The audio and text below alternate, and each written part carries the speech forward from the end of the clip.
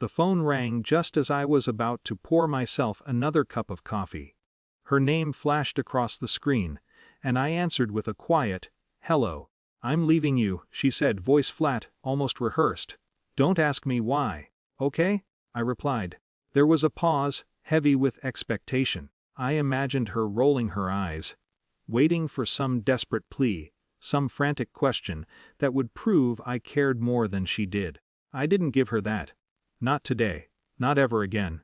I hung up and set the phone down, feeling the familiar tremor of anxiety, the old reflex that once made me rush, apologize, explain, chase. But today that reflex did not take hold. Instead, a calm resolve settled over me.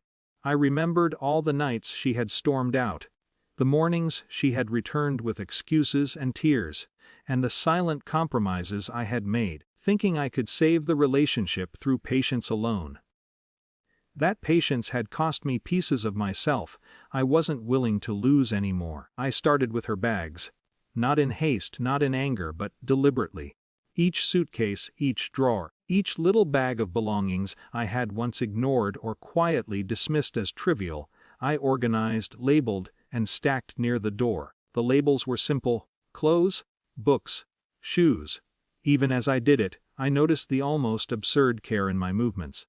The precision in folding shirts and lining up shoes. It was as if the act of organizing her things, of drawing a line between our lives, could somehow restore the quiet dignity I had been missing for years. I paused occasionally, listening to the hum of the refrigerator, the distant sound of cars outside, the faint tick of the wall clock. Silence was my ally now. I did not speak her name. I did not imagine her returning. I simply moved, one measured step after another, aware that the life I was reclaiming required no declaration. Hours later, when she stumbled through the door, the smell of alcohol clinging to her hair, her balance unsteady, I was sitting at the kitchen table, sipping the coffee that had long since gone cold. She fumbled with her keys, dropped her coat, and finally looked up. Her eyes went straight to the bags. Her mouth opened and closed. She started to speak, but nothing coherent came out. Her gaze flicked from the neat stacks to my calm face, and for the first time, uncertainty replaced her usual expectation of command. I, she began, voice trembling. I didn't interrupt. I didn't offer comfort. I didn't soften. The quiet authority in my stillness said everything I could not bear to say aloud. This is done. Tears welled in her eyes, and she sank onto the floor, wrapping her arms around her knees. She sobbed quietly at first, then more forcefully, the sound echoing against the walls. I sat still, letting the moment exist without commentary, without judgment, watching her cry. I felt an unexpected flicker of pity, but it was tempered by something else: clarity. I remembered every night I had let her anger dictate my actions. Every morning I had felt guilty for feelings I hadn't done anything to deserve. I remembered how she had manipulated my empathy, how her unpredictable moods had created an invisible prison in the home we shared. And now, in this quiet, unadorned moment, the power had shifted.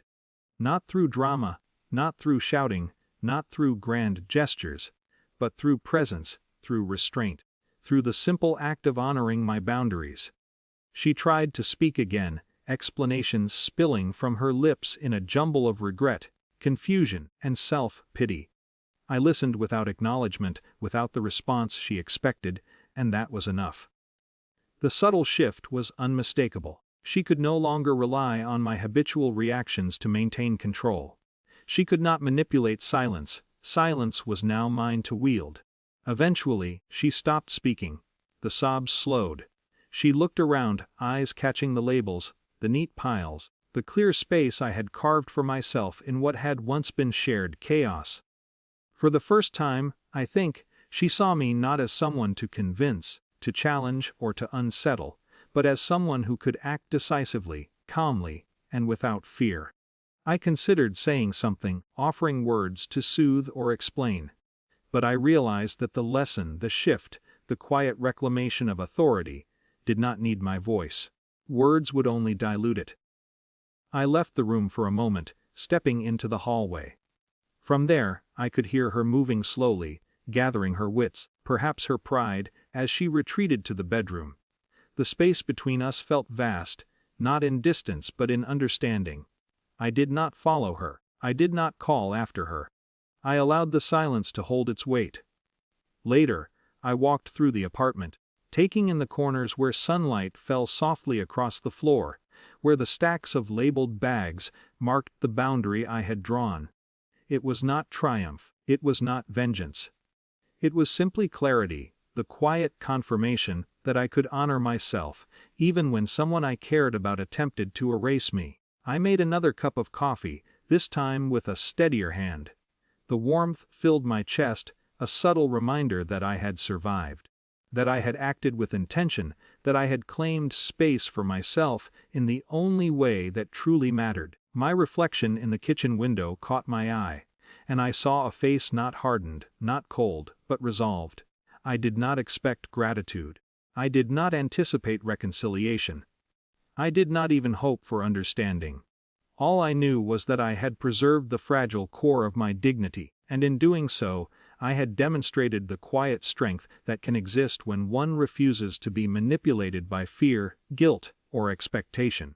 The apartment was still. The bags remained by the door, silent markers of consequence. I sipped my coffee. Outside, the world carried on, indifferent. Inside, I had drawn a line. And for the first time in a long time, that line was enough.